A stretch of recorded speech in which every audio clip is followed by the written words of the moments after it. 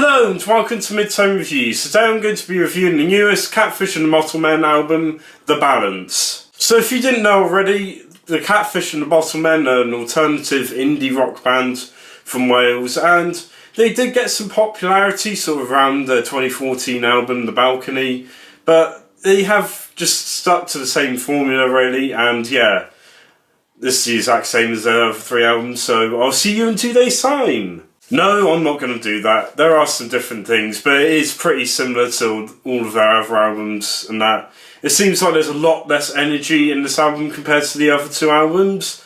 But yeah, it's just not a very pleasant listen really, it's just a bit boring. So the first two songs, Long Shot and Fluctuate, have these very sort of wishy-washy guitars and drums and bass where they're just sort of all over the place. They're playing sort of very basic sort of notes and chords and that, but it just doesn't sound very pleasant. It just sounds like it's all over the place. The production seems like they've just placed it here and there. There's quite a lot of other songs like Conversation and Encore that do that as well. It's not with all the tracks. Some tracks have some good guitar solos and that, especially with Mission and some of the later tracks. It's all supposed to be like this very emotional, very captivating track.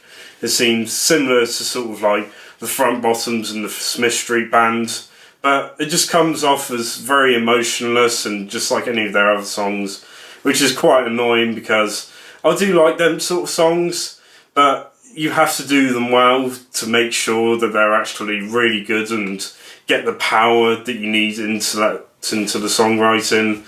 But yeah, a lot of other songs like Conversation and Sidetrack also try and do a similar sort of thing, but it's just, I think from the voice and the lyrics and also, like I said, the wishy-washy sort of guitars, drums and bass doesn't really help it either. The structure of the album's okay. It's nothing groundbreaking or anything, but I think that they've placed it similarly to other modern rock albums, such as having these sort of very high energy, sort of faster, heavier songs around the start, and then it calms down throughout the album. It's nothing sort of too bad, but at least there's something that strings the album together, or else it wouldn't have been an album at all, just would have been a bunch of singles, which is what it feels like anyway, but at least there's sort of some sort of structure in where they're placed and that. They wear a lot of their influences on their sleeves, such as the AM sort of influence and Block Party with some of the drumming and that. But it just doesn't sound as good as either of them two albums. I'm not too fond of AM. I'm quite annoyed that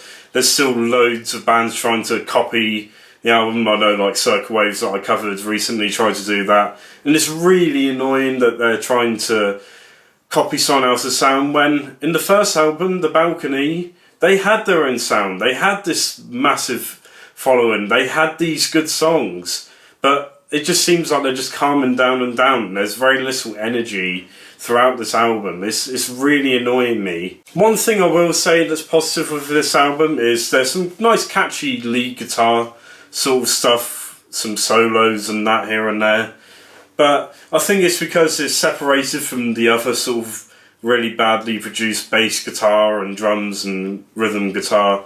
But it does sound nice. There are some good solos plotted around the album, which gives it a bit more of a pleasurable listen compared to if it didn't actually have them. So overall, this album isn't that good. It's pretty mediocre and it doesn't really have much energy or anything. It's very similar to the other albums, but just with a lot less energy. So yeah, overall, I'm going to give this a 4 out of 10. Hopefully you enjoyed this video, and I'll see you in 2 days' time.